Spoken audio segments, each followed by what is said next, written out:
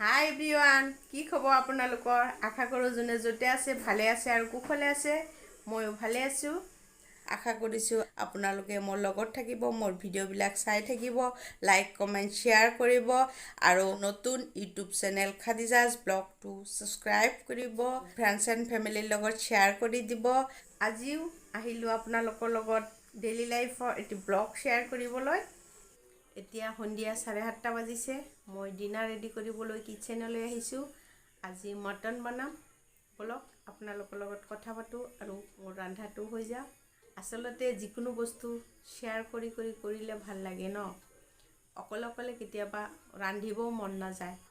বলক আপোনালোকৰ লগত কথা পাতোঁ আৰু মোৰ ডিনাৰটো ৰেডি কৰোঁ।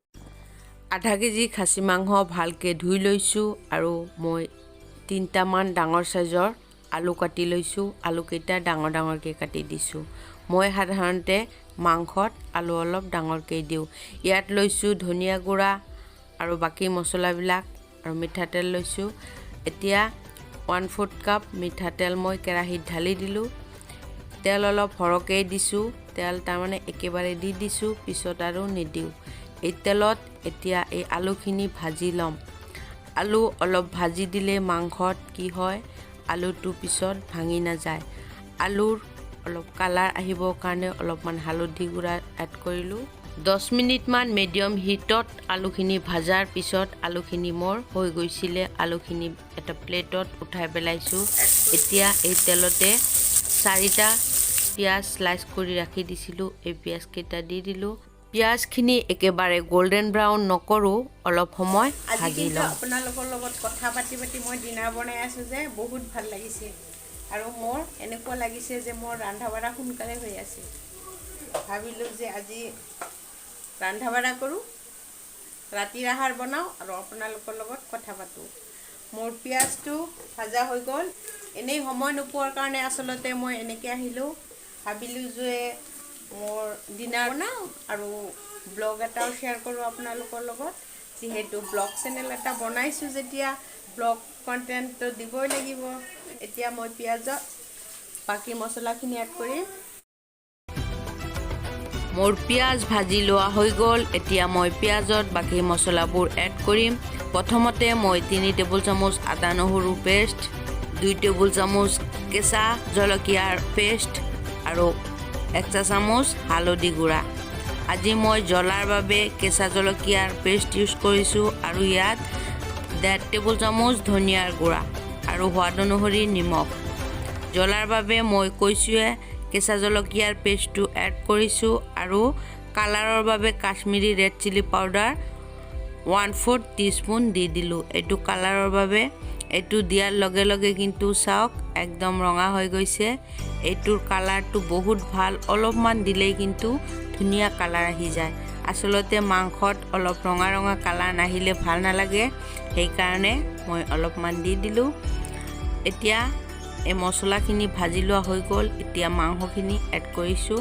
মাংস অলপ লাৰি চাৰি তাৰপিছত ঢাকন লগাই দি দিম মিডিয়াম ফ্লেমত। ল' বা মিডিয়াম ফ্লেমত মাংস বনালে মাংস সোনকালে সিজি যায় আৰু মাংস খাবলৈও বহুত টেষ্টি হয়। এনেই সাধাৰণতে প্ৰেছাৰ কুকাৰত মাংস বনোৱাতকৈ এনেকৈ ল' বা মিডিয়াম হিটত মাংস বনালে মাংসৰ কিন্তু বেলেগ এটা টেষ্ট আহে। এতিয়া মাংসত মই আলু এড কৰিলোঁ। অলপমান লাৰি চাৰি আকৌ ঢাকন লগাই দিম 10 মিনিটৰ কাৰণে।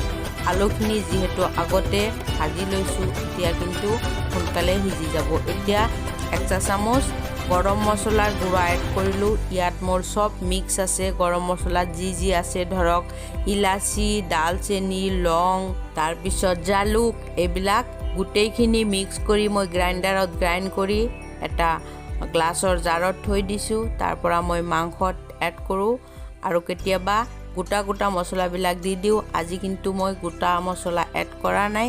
আজি মই এই গৰম মছলা পাউডাৰে এড কৰিছোঁ। এনেকৈ আধা ঘণ্টা কুক কৰাৰ পিছত মোৰ মাংস ৰেডি হৈছিলে। এতিয়া মোৰ মাংস ৰেডি। মই এতিয়া গেছৰ ফ্লেম অফ কৰি দিছোঁ। মই অলপ চাৰ্ভ কৰি দেখুৱাই দিছোঁ। আজি ডিনাৰত মোৰ দাইল আছে, মচুৰ দাইল, তাৰপিছত ভোল ভাজি। সেইবিলাক কিন্তু মই আপোনালোকৰ লগত শ্বেয়াৰ নকৰিলোঁ। ইয়াত আছে মোৰ ফেভৰিট ভোল ভাজি আৰু মচুৰ দাইল। মই সাধাৰণতে মাংস সিমান ভাল নাপাওঁ। মই এই ভোল ভাজি আৰু দাইলেৰে ভাত খাম। আজিৰ ডিনাৰত ইমানেই। আজিৰ ভিডিঅ'টো কেনে পালে মোক অৱশ্যই কমেণ্ট ছেকশ্যনত জনাবলৈ কিন্তু নাপাহৰিব। আৰু নেমু টেঙা আৰু পিঁয়াজৰ সৈতে খাই কিন্তু বহুত ভাল পাওঁ। আপোনালোকে খায়নে নাই বাৰু?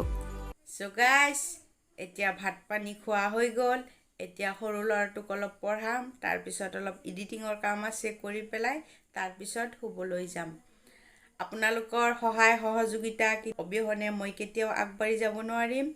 আপোনালোকে মোৰ ভিডিঅ'বিলাক যদি চাই, মোৰ যদি লগত থাকে, যদি মোৰ লগত আছে, তেতিয়াহ'লে কমেণ্ট ছেকশ্যনত পজিটিভ কমেণ্ট জনাবলৈ একদম নাপাহৰিব। এনেকুৱা নহয় যে মই যি টি কণ্টেণ্ট বনাই আপোনালোকৰ আগত প্ৰেজেণ্ট কৰোঁ। মোৰ কণ্টেণ্টত কিবা নহয় কিবা এটা শিক্ষণীয় বিষয় থাকিব আৰু ভৱিষ্যতেও থাকিব।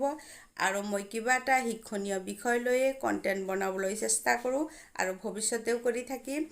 আপোনালোকৰ সহায় সহযোগিতা অবিহনে আগবাঢ়ি যোৱাটো কিন্তু কেতিয়াও সম্ভৱ নহয়।